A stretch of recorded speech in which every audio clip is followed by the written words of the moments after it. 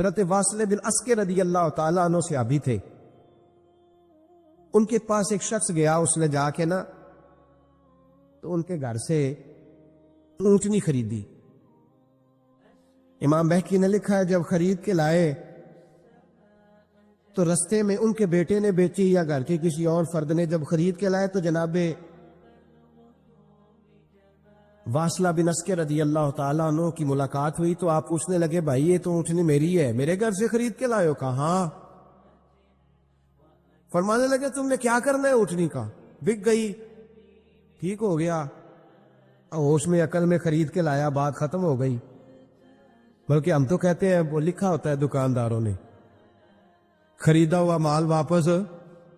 واہ جی واہ, یہ کس کا فتویٰ ہے؟ یہ خریدا ہوا مال واپس کس کا فتویٰ ہے؟ یہ ساڈا اپنا. کہنے نے ایڈا اوکھا تینوں مڑیا تو پھر لے کے آ گیا. ایڈیاں گلاں سنا کے ایڈا سیاح سیل مین سی, انہیں ترلے لینے ساتاری انہیں تعریف کی ہے, تو بڑا سونا لگے گا. پھر تیرے گلے میں ڈالا بڑی مشکل سے, مڑا ہے تجھے اور تو پھر لے کے آ گیا. اور شام کو کہتا الحمدللہ میں نے بڑے پیسے کمائے, لا حول ولا قوت الا. سارا دن جھوٹ بولا, فریم کیا, اس پہ اللہ کا شکر ادا کرنا. بندہ لے کے آ رہا ہے ان کے گھر سے, کہاں سے خریدی؟ تو صحابی کہنے لگے آپ کے گھر سے. فرمایا میری اونٹنی ہے لیکن تمہیں اس کے عیب کا پتہ ہے؟ او بھائی یہ دھرتی پہ بسنے والے لوگ تھے, یہ میرے نبی پاک کے تیار کیے ہوئے تھے, تمہیں پتہ ہے اس اونٹنی کے عیب کا؟ کہ یار تو عجیب آدمی ہے, کوئی عیب بھی بتاتا ہے اپنے جانور کے. فرمانے لگے چل تو یہ بتا گوشت کھانے کے لیے خریدی ہے یا سفر کرنے کے لیے؟ کہا میں نے تو اس پہ بیٹھ کے حج کرنے جانا ہے. فرمانے لگے چل بھی میرے ساتھ واپس آپ پیسے لے لے, گوشت کھانے کے لیے اچھی ہے, دودھ دینے کے لیے اچھی ہے, پر یہ سفر کے لیے اچھی نہیں, تیرے کام نہیں آئے گا. اب وہ صحابی ساتھ ساتھ چل رہے ہیں اور کہنے لگے یار میں نے خرید لی تھی, پیسے دے دیے تھے, مرضی سے سودا کیا تھا, میں نے پوچھا بھی نہیں تھا سفر کی کیسی ہے, تو نے یہ کیوں کیا؟ تو حضرت واصلہ رونے لگے. فرمانے لگے کیا کروں, میں رسول اللہ کا غلام ہوں, کیا کروں, نبی پاک کا غلام. رونے لگے. فرمانے لگے میرے مصطفیٰ کریم علیہ السلام نے فرمایا فرشتے لعنت کریں گے اگر تو ایسی چیز بیچ ڈالے گا. کیا کروں, نوکر اس گھر کا ہوں, جس گھر کی نوکری مجھے دھوکے کی اجازت ہے, میں اس گھر کا نوکر ہوں, مجھے اجازت نہیں دیتی, مجھے اجازت. ہم کہتے ہیں جی میرا مالک کہتا ہے, تو اپنے مالک کی چھوڑ, تو کونین کے مالک کی مان, تو اپنے مالک کی چھوڑ, تو عرش کے مالک کی مان, تو چھوڑ دنیا دار مالک کی, اس مالک کی مان جس نے تجھے پیدا کیا ہے, تجھے رزق دیتا ہے. دنیا کے مالک کی بات کر رہا. میرے نبی پاک صلی اللہ تعالی علیہ وسلم باہر نکلے. رات کو مدینے میں ٹھنڈی ہوائیں چلی ہے, رم جھم برکھا برسی ہے, مدینہ سارا ٹھنڈا کر گئی ہے, پہلے ہی بڑا ٹھنڈا ہے, پر خدا کے کرم سے مدینے میں اور ٹھنڈک ہوئی. حضور سویرے نکلے, بازار میں گئے, غلے کا ڈھیر پڑا ہے, نبی پاک کی نظر پڑی. حضور پہنچے تو غلے کا ڈھیر ہے, سارا خشک ہے. محبوب نے فرمایا رات کو بارش ہوئی ہے, تیرے غلے میں پڑی نہیں, تیری گندم خشک رہ گئی, رات اتنی بارش ہوئی. نبی پاک پردہ پوش ہے کہ نہیں؟ بولے سارے. میرے اعلیٰ حضرت فرماتے ہیں قیامت میں ہمارے عیب چھپیں گے تب جب مصطفیٰ اپنی چادر میں چھپائیں گے. وسعتیں دی ہے خدا نے دامن محبوب کو, عیب کھلتے جائیں گے اور وہ چھپاتے جائیں گے. حضور پردہ پوش ہے نا, لیکن دھوکے باز کی نبی پاک پردہ پوشی نہیں کرتے, جو دھوکہ دے. اگرچہ اس صحابی کے بارے میں محدثین نے یہ لکھا ہے کہ وہ دھوکہ نہیں دینا چاہ رہے تھے, ان کو بھی اس مسئلے کا پتہ ہی نہیں تھا. جب پتہ چلا تو پھر دوبارہ انہوں نے یہ کام نہ کیا. اللہ کے حبیب صلی اللہ علیہ وسلم پہنچے, فرمایا تیرے گلے پہ, تیری گلے پہ بارش ہی نہیں ہوئی. حضور نے اپنی آستین کو چڑھایا, بازو اوپر کیا, اور حضور نے گلے کے اندر ہاتھ ڈالا. اندر سے جا کے حضور گیلی گندم اٹھا کے باہر لائے, اور نبی پاک صلی اللہ علیہ وسلم نے فرمایا یہ کیا ہے؟ جب ان کی گردن جھکی تو میرے مصطفیٰ نے فرمایا سنو, من غشا فلیس منا, جو دھوکہ دے میں اسے اپنی امت میں شامل نہیں کرتا. ہم نے سے نہیں ہے جو دھوکے دے, فریب کرے, مکر کرے. दजल करे, फ्रॉड करे, बेईमानी करे, थोड़े से नफे के लिए, थोड़े से। अब तो लोग हंसते हैं, धोखे पे मुस्कुराया जाता है।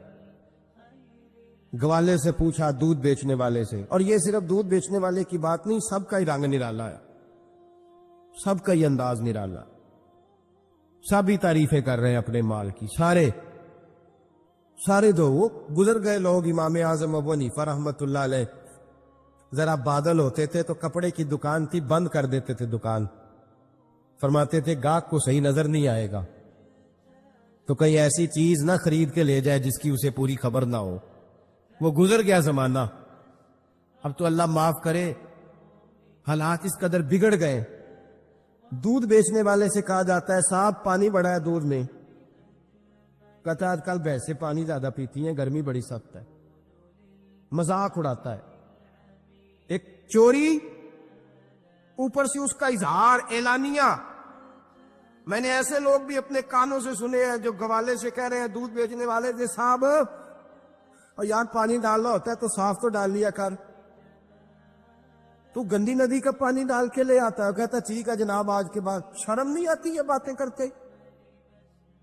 खुदा की धरती पर खड़े हो के अल्लाह के कानून को चैलेंज करते हैं लोग, एलानिया गुनाह करते,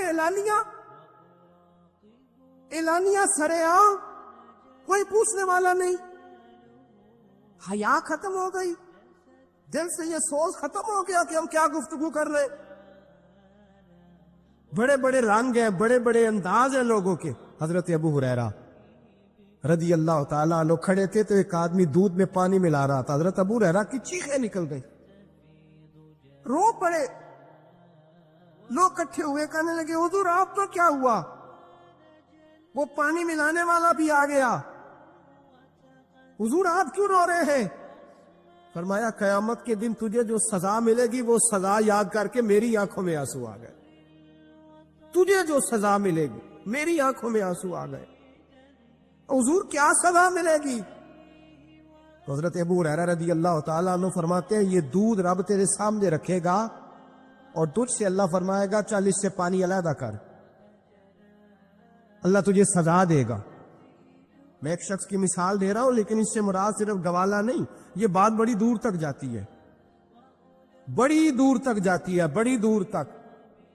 यहां जो जिसके यहां से दूध खरीदा जाता है वो तो जब भैंस का दूध धोने लगता है तो पहले ही पानी रख लेता है, इल्ला माशाअल्लाह। ये कई घरों से नुक्स वाकया होके आता है, एक जगह पे नहीं है। ये बड़ी दूर तक हालात बिगड़े हुए। हजरत अबू हुरैरा फरमाने लगे रब करीम कयामत के दिन तुझसे फरमाएगा चल अलहदा कर, दूध से पानी बता कर लेगा। कहने लगा हुजूर डाला तो जा सकता है, निकाला नहीं जा सकता। फरमाने लगे फिर तेरा दोजख से निकलना भी मुश्किल है, तू दे बच्चों को कमा के खिला, मौज कर। अब तो यहां तक तमाशा लग गया है। मैं एक रिपोर्ट पढ़ रहा था, कराची में ऐसी भी दुकानें पकड़ी गवर्नमेंट ने कि जहां दूध के अंदर केमिकल मिलाया जाता है गाढ़ा करने के लिए, और उस केमिकल, नुकसान ये है उस केमिकल का कि वो कैंसर का बाइस बन रहा। 2 किलो दूध की खातर कत्ल कर दिया एक इंसान को, 400-500 की खातर मार दिया बीमारी लगा के, बच्चे यतीम कर दिए, औरतें बेवा कर दी, घर उजाड़ दिए थोड़े से धोखे के लिए, इतनी सी दुनियादारी इकट्ठी करने के लिए। यहां दवाइयां जाली नहीं बिक रही, यहां लोग मिलावट वाली, इतने लोग खड़े हैं डॉक्टर के दरवाजे पर और तारीफें कर रहे हैं, डॉक्टर साहब इस कंपनी की क्यों लिख के देते हैं, डॉक्टर साहब इस कंपनी की दवाई, उन्हें खबर नहीं कि क्या हाल है। मौत बेचते हो फिर समझते हो जन्नत में जाओगे। अम हसिबतुम अन तदखुलुल जन्नह, इतना आसान समझ लिया लोगों ने। मेरे रसूल पाक सल्लल्लाहु अलैहि वसल्लम ने फरमाया जिसका दोस्त, जिसका भाई, जिसका पड़ोसी उसके बवाइक से महफूज ना हो वो आदमी जन्नत में नहीं जाएगा। सहाबा ने कहा हुजूर ये बवाइक क्या है? फरमाया जुल्म और धोखा। जिसने पड़ोसी को भी धोखा देने से वो बाज नहीं रहा। लोग शिकवा करते हैं, कहते हैं लोग दुनिया सारी धोखेबाज हो गई है। لوگ سارے، کسی نے ملا رومی سے کہا تھا حضور سارے لوگ ہی دھوکے باز ہیں. فرمایا تو اپنا تجربہ کرنا، تجھے اس لیے سارے دھوکے باز ملتے ہیں کہ تیرے اپنے اندر بڑا دھوکا ہے. اپنے اندر خلوص پیدا کر، اللہ تجھے بڑے خلوص والے لوگ عطا فرمائے گا. تو خود اس سے یاری لگاتا ہے، دھوکے کے رنگ میں لگاتا ہے. تیری ہر دوستی اس لیے کہ تو نفع کتنا لے سکتا ہے. میرے مصطفیٰ کریم سید عالم صلی اللہ علیہ وسلم نے اپنی امت کو منع فرمایا، فرمایا خبردار تمہارا رنگ ایک ہونا چاہیے، تمہارا روپ. میری باتوں کی سمجھ آ رہی ہے آپ کو؟ دھوکہ دینا، فریب کرنا، فراد کرنا. حضرت عیسیٰ علیہ السلام کے پاس ایک شخص آیا، کہنے لگا میں نے آپ کے ساتھ رہنا ہے ہمیشہ. امام راضی نے لکھا ہے میں نے ہمیشہ آپ فرمانے لگے میں ضرور ساتھ رکھوں گا پر دنیا داری کا مطالبہ نہ کرنا. جی تو اس پیر دے بندے کی مرید ہو، جدے مرید ہو یا دکان ہی نہ چمکے. کیا مطلب ہوا بیعت ہونے سے؟ اتنی دیر کے مرید ہوئے ہیں تو کوئی فائدہ نہیں ہوا، نہ کاروبار چمکا نہ دکان بنی. الٹا پیر صاحب کہتے ہیں سود بند کر دو، دھوکے بند کر دو، فریب بند. جت ہوندہ پہ ہو تو بھی نہیں ہون دے دے، کیا فائدہ ہے نا جی. تو کوئی مکر فریب ہی نہیں، دجل ہی نہیں، سادہ سادہ کام کیسے ہوگا؟ حضرت عیسیٰ علیہ السلام کہنے لگے میرے ساتھ رہنا ہے تو دنیا داری سے، بولیے دنیا داری سے بچنا. کہنے لگا جی بالکل صحیح ہے. آپ فرمانے لگے چلو ٹھیک ہے. حضرت عیسیٰ نے چاہا کہ اس کا امتحان کرے، اور میں پہلے دن وہ آیا ہے صحبت صلح میں رہنے کے لیے، خیر سیکھنے کے لیے. حضرت عیسیٰ علیہ السلام فرمانے لگے کتنی روٹیاں کھائے گا؟ کہنے لگا ایک. آپ نے 3 روٹیاں منگوائی، ایک خود کھائی، ایک اس کو کھلائی، تیسری وہیں رکھی. اور جناب عیسیٰ دریا پہ وضو کرنے تشریف لے گئے. واپس آئے تو روٹی کوئی نہیں تھی وہاں. فرمایا روٹی کس نے کھائی ہے؟ کہنے لگا کوئی پتہ نہیں.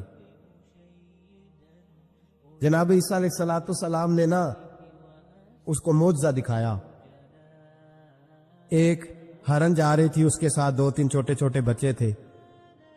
حضرت عیسیٰ علیہ السلام نے ہرن کا ایک بچہ پکڑا، اس کو ذبح کیا. ہرن بھی کھڑی ہو گئی، باقی بچے بھی کھڑے ہو گئے. ذبح کیا اور ذبح کر کے اس کا گوشت بھونا، اس کو بھی کھلایا، خود بھی اتنا کھایا کہ سیر ہو گئے، ڈکار آنے لگے. فرمایا کھایا نا تم نے؟ لگا حضور کھایا ہے. فرمایا پیٹ میں بھی ہے؟ کہا ہے. ہرن کے بچے کی ہڈیاں پڑی ہوئی تھی. جناب عیسیٰ نے ساری ہڈیاں کٹھی کر کے فرمایا کم باذن اللہ، اللہ کے حکم سے کھڑا ہو جا. وہ ہرن کا بچہ پھر زندہ ہو گیا. آپ فرمانے لگے ہرن کے بچے کا گوشت تیرے پیٹ میں بھی ہے، میرے پیٹ میں بچہ وہ جا رہا ہے. اب تو بتا دے روٹی کس نے کھائی ہے؟ اب تو بتا دے. کہنا جی کوئی پتہ نہیں. مجھے پتا. حضرت عیسیٰ علیہ السلام اس کو ساتھ لے گئے، دریا کے اس پار جانا تھا. فرمایا ہاتھ پکڑا چلو گزرو. دریا میں پیر رکھا، اس کا بھی اپنا بھی. کہنے لگا جی ڈوب جاؤں گا. فرمایا تو میرے ساتھ ہے، تجھے معجزہ دکھانا ہے، اللہ کی قدرت دکھانی ہے. پیر رکھا دریا میں، پیدل چلتے ہوئے دوسرے کنارے چلے گئے. کوئی ڈوبا نہیں، پیر بھیگا نہیں. فرمایا اتنی بڑی تو نے معجزہ دیکھا، اب تو بتا دے روٹی کس نے کھائی ہے؟ کہنے لگا جی پتا، مجھے خبر. اللہ کے سامنے سارا ہی پتا ہوتا ہے. پتا نہیں مجھے، بولے بن جاتے ہیں نا منٹ میں. حضرت عیسیٰ کہنے لگے میں اللہ کا پیغمبر ہوں، مجھے منوانا آتا ہے. دریا کے اس پار گئے تو ریت تھی، صحرا کا علاقہ تھا. جناب عیسیٰ نے ریت کٹھی کی، چھوٹی چھوٹی ڈھیریاں لگائیں. 3 ڈھیر ریت کے لگ گئے. 3 ڈھیر. جب 3 ڈھیر لگ گئے تو جناب عیسیٰ علیہ السلام نے پھونک ماری، وہ ساری کی ساری ریت سونا بن گئی. حضرت عیسیٰ علیہ السلام کہنے لگے یہ 3 حصے ہیں سونے کے، ایک حصہ میرا ہے، ایک تیرا ہے، اور تیسرا اس کا جس نے تیسری روٹی کھائی ہے. کہنے لگا جی میں نے کھائی ہے. تیسرا حصہ اس کا جس نے تیسری روٹی کھائی. کہنے لگا جی روٹی. فوراً مان گیا بے قدرہ کچھ قدر نہ جاتی، کیتی خوب تسلی ہو. اے دنیا دار پجاری زردے کتیاں دے گل ٹلی ہو. میں نہیں کھائی ہے۔ وہ میاں صاحب کمال کر گئے، وہ ایک شخص لے گیا میاں محمد بخش علیہ رحمہ کو تانگے پہ بٹھا کے، کہنے لگا یہ پہلی بھی میری، وہ بھی میری، وہ باغ بھی میرا، یہ میرے چاچے کی، وہ میرے تائے کی، یہ میرے دادے کی، بڑے مالدار ہیں۔ آپ فرمانے لگے چل چھوڑ کوئی اور بات بھی کر۔ نہیں جی نہیں، وہ فلانی شے بھی میری۔ آپ فرمانے لگے یہ بتا تجھ سے پہلے کس کی تھی؟ نے لگا فلانے سے خریدی ہے۔ فرمایا اس سے پہلے کس کی تھی؟ چپ کر گیا۔ آپ فرمانے لگے دانش مندہ نہ کم نہ ہی دل دنیا نہ لانا، اس ووٹی کئی خامند کیتے، جو کیتا سو کھانا۔ چھوڑ اس کی بات نہ سنا، اس کا تو کبھی کوئی مالک ہوتا ہے کبھی کوئی ہوتا ہے۔ کہنے لگا جی میں نے ہی کھائی ہے روٹی۔ تو حضرت عیسیٰ کہنے لگے تو نے ظلم کیا، نبی کی صحبت پر تو نے ایک روٹی کو فوقیت دی، ایک روٹی، اور مجھے دھوکہ دیا اللہ کے پیغمبر کو۔ فرمایا جا میں نے مال کا کیا کرنا ہے، سارا ہی سونا تیرا ہے، 3 ڈھیریاں تو ہی رکھ لے۔ حضرت عیسیٰ کہہ کے گزرے تو پیچھے سے ڈاکو آ گئے، تلواریں ہاتھ میں، 2 ڈاکو، سونا پڑا ہوا دیکھا، کہنے لگے تیرا ہے؟ کہا میرا ہے۔ کہا اٹھ دوڑ جا تجھے قتل کر دیں گے۔ منت کرنے لگا، کہنے لگا یار اس طرح کرو نا، بانٹ کے کھاتے ہیں، بانٹ کے کھا لیتے۔ بات طے ہو گئی، ایک ایک ڈھیری کے مالک ہو گئے۔ اب وہ بات چیت ہونے لگی، نام پتہ واقفیت ہو گئی، تعارف ہو گیا۔ اب وہ جو 2 ڈاکو تھے ان کو وہ شخص کہنے لگا بھوک لگی ہے یار کو روٹی کھاؤ، کچھ پیسے دے کے ایک کو بھیجا۔ وہ جو 2 ڈاکو تھے ان میں سے جو کمزور تھا اس کو بھیجا کہ جاؤ کھانا لے کے آؤ۔ وہ کھانا لینے گیا تو پیچھے سے کہنے لگا تیرا رشتہ دار ہے؟ کہا نہیں۔ کو تعلق؟ کہنے لگا کوئی نہیں۔ آدھا حصہ کیوں دیتے ہو؟ کہنے لگے کمزور سا بندہ ہے، روٹی شوٹی لا دیتا ہے، میرے کام شام کرتا ہے، تو میں اس کو آدھا۔ اس نے کہا دفع کرو، چھوٹے چھوٹے کام کرتا ہے تم آدھا حصہ دیتے ہو؟ آتا تو پکڑ کے قتل کر دیتے ہیں، سونا آدھا آدھا بانٹیں گے۔ ٹھیک ہو گیا جی۔ وہ جو روٹی لینے گیا تھا وہ بھی کہنے لگا مجھے تو نوکر سمجھا ہوا ہے نا، کھانے میں لاؤں، پانی میں لاؤں، بستر میں بچھاؤں۔ آج اتنا سونا ہاتھ آیا، بڑا ڈاکہ لگا، ان کو قتل کرتا ہوں نا دونوں کو، تو سونا میں قبضے میں کرتا ہوں۔ اس نے بھی دھوکہ دینے کا ارادہ کیا، کھانے میں زہر ملایا۔ امام راضی فرماتے ہیں وہ زہر ملا کھانا لے کے پہنچا، روٹی رکھی تھی، ان دونوں نے یک بارگی حملہ کیا، اسے قتل کر دیا۔ قتل کر کے لاش دریا میں پھینکی، مست ہو کے کھانے لگے۔ جب سیر ہوئے تو پھر پیٹ کٹنے لگا، انتڑیاں ٹوٹنے لگے، ناک منہ کان ہر چیز سے خون نکلنے لگا۔ چیخے مارتے کچھ سارا سونا لے لے ہمیں بچا لے، سارا کچھ لے لے جان بخش دے۔ رونے لگے، تڑپنے لگے، لیکن اب کوئی بچانے نہیں آیا، کوئی داد رسی کو نہ آیا۔ تینوں لاشیں ایک دریا میں، دوسری وہاں، مر گئے، مردہ ہو گئے۔ حضرت عیسیٰ علیہ السلام چند گھنٹوں کے بعد گزرے تو لوگوں نے کہا حضور یہ کیا ہے؟ فرمایا دنیا داری کا انجام، لالچ کا انجام، دھوکے کا انجام، فریب کا انجام۔ او بھائی بیماری لگ گئی سیٹھ صاحب کو، مالدار صاحب کو، چودھری صاحب بیمار ہو گئے، کروڑوں روپیہ پڑا کجوری میں، لیکن شفا کبھی خریدی نہیں جا سکتی۔ ساری زندگی شفا رہی اور اچانک پتہ چلا ہے کہ ذرا تھوڑی شوگر ہو گئی۔ اتنی مایوسی، جس نے ساری عمر شفائیں دی ہے۔ راضی رہنا چاہیے، اس کے کرم کی طرف توجہ، اس کی عطا کی طرف توجہ، اس کے فضل کی طرف ذہن۔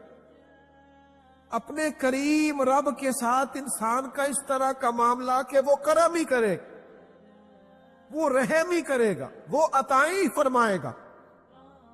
اور کریم جب غالب آتا ہے نا تو کرم ہی کرتا ہے۔ بھائیو یاد رکھیے گا اور سمجھیے گا، اپنی توجہ ہر وقت اپنے مالک کے کرم کی طرف رکھیں۔ ہر وقت اللہ کی عطا کی یہ جو مایوس لوگ پھرتے ہیں نا اور مایوس باتیں کرتے ہیں، اور یہ جو کہتے ہیں کہ میں بڑا تھک گیا ہوں اور میں بڑا تنگ آ گیا ہوں اور اب مجھے لگتا ہے کہ یہ چیزیں میرے کنٹرول میں نہیں آئیں گی، اور حضرت میں نے بڑی کوشش کی، جو قدم آگے لے جاتا ہوں وہی میرا پیچھے ہوتا ہے، اور بعض کہتے ہیں جی میرے ساتھ ہی ایسا کیوں ہوتا ہے، آخر میں ہی ساری زندگی اس طرح کیوں ہوں، فلاں جگہ بھی ناکام ہوا، فلاں جگہ بھی۔ او میرے بھائی، جس طرح کا انسان گمان کرتا ہے رب بھی اسی طرح کا معاملہ فرماتا ہے۔ تیری طبیعت ہی نہیں بن پا رہی کہ تو رحمت کی طرف متوجہ ہو، تیرا خیال ہی نہیں بن پا رہا کہ اس کے کرم اور عطا کی طرف تیرا دھیان جائے، تو نے اپنے اوپر مایوسیاں پوری طرح طاری کر لی ہے۔ بندہ مومن کبھی اپنے رب سے مایوس ہو سکتا؟ اس کی توجہ ہر وقت اس کے کرم کی طرف رہتی، اس کی توجہ ہر وقت اس کی عطا کی طرف رہتی۔ دیکھیں نا، بعض لوگوں پر یکدم کرم آیا، چھایا، صحابی رسول ہے، ولیوں سے، غوثوں سے، کتبوں سے، ابدالوں سے، تمام تابعین سے، محدثین سے، مفسرین سے افضل ہے، لیکن صحابی کتنی دیر کے ہیں؟ شاید 2 گھنٹے کے صحابی، 2 گھنٹے کے، ادھر آئے ہیں، ادھر کلمہ پڑھا ہے، ساتھ ہی جہاد کیا ہے، ساتھ ہی شہادت ملی ہے۔ صحابی 2 گھنٹوں کے، صحابی 2 گھنٹوں کے، لیکن تمام مفسرین، محدثین، اولیاء، صوفیاء کے امام ہے۔ کیوں؟ اس لیے کہ کرم کرنے والا کرم کرتا ہے، اس نے جاتے جاتے ایسا کرم کیا ہے کہ 2 گھنٹے کے اندر اٹھا کے امت کا امام بنا دیا ہے۔ یہ تو رحمت کی برکھا ہے، یہ کسی وقت بھی برس جائے گی، یہ تو کرم ہے۔ دیکھیں نا، ان لفظوں کا اگر حسن دیکھیں، نبی کریم علیہ السلام فرماتے ہیں بندہ ساری زندگی جہنمیوں والے کام کرتا ہے، دوزخیوں والے کام کرتا ہے، سزا والے کام کرتا ہے، لیکن جاتے جاتے نا